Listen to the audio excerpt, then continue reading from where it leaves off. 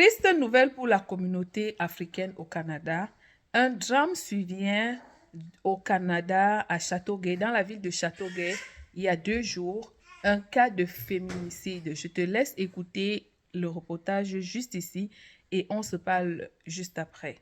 On parle de meurtre au 2e degré. C'est l'accusation, Marianne, qui sera déposée dans les prochaines minutes, ici dans la salle d'audience derrière moi, contre Marcelin Coman, 49 ans, dont la photo va apparaître à l'écran. Et vous savez qu'il est détenu depuis hier après-midi, arrêté par des policiers de la Sûreté du Québec. En fait, il n'était même plus sur la scène de crime, Marianne. Il se trouvait à une quarantaine de kilomètres à l'ouest de Châteauguay, dans la petite municipalité de Saint-Stanislas de Kostka. Alors, il s'agirait effectivement du conjoint de cette femme qui aurait été tuée hier. Et vous allez voir la photo de Simone Mahan, une mère de famille, Marianne, de 45 ans, mère de 3 enfants. Le collègue Maxime Delan de l'agence QMI apprenait d'ailleurs hier que l'un des 3 enfants, l'une des 3 adolescentes, la plus jeune, se serait retrouvée dans la maison hier au moment du drame. C'est une femme, Marianne, qui était également travailleuse de la santé, une femme extrêmement généreuse, appréciée de tous et de toutes, notamment dans son milieu de travail, mais également dans son entourage. C'est un crime, cependant, qui a été commis dans un contexte conjugal.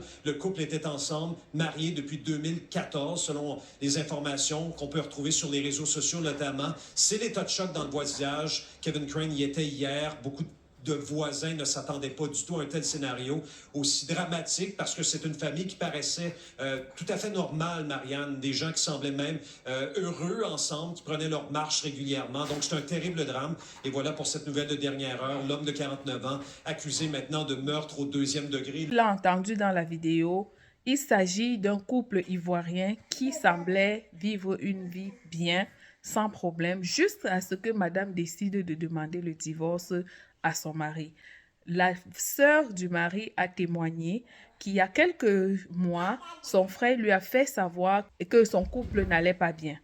Elle a essayé de rassurer son frère en lui disant, tu sais, dans tous les couples, il y a les problèmes, ça va aller. Quelques semaines plus tôt, avant ce meurtre, avant que ce drame ne survienne, le monsieur avait encore fait savoir à sa sœur que finalement sa femme était venue lui brandir un papier pour demander le divorce. C'est un énième cas parmi tant d'autres dans notre communauté au Canada. Ça devient inquiétant et on se demande jusqu'à quand tout ceci va aller. Quels sont les véritables motifs de tels drames au Canada? En Afrique, il y a aussi des cas de féminicide, mais qui sont basés sur des causes connues comme la violence conjugale et d'autres. Le problème au Canada et ailleurs, précisément au niveau de la pension alimentaire.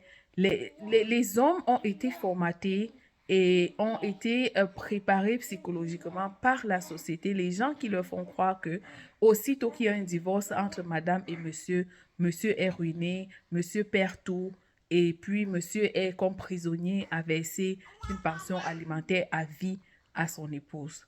Il est temps qu'en tant que communauté, malgré cette triste nouvelle, vraiment qui déchire nos cœurs et qui laisse une famille dans les mois parce que les enfants, cette dame laisse derrière elle 3 enfants et voilà son mari qui va finir peut-être ses jours en prison, on ne sait pas. C'est vraiment une triste nouvelle.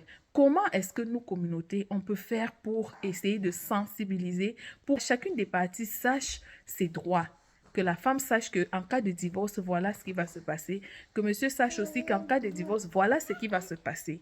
Les lois québécoises sont claires. Il y a des lois qui clarifient bien qu'est-ce qui se passe en cas de divorce, comment est-ce que la pension alimentaire va se passer, comment est-ce que la garde des enfants va se passer, comment est-ce que le partage des biens va se passer. Tout est clair. Malheureusement, nous, la communauté noire, on a un problème. Le manque d'information, l'ignorance. Nous n'aimons pas nous informer. Nous sommes tellement à l'aise à nous contenter de ce que les gens disent, plutôt que d'aller nous-mêmes à la source chercher l'information. Moi, je pense que si notre communauté est sensibilisée sur les droits et les devoirs de la femme et de l'homme en cas de divorce, nous aurons moins de cas de féminicide.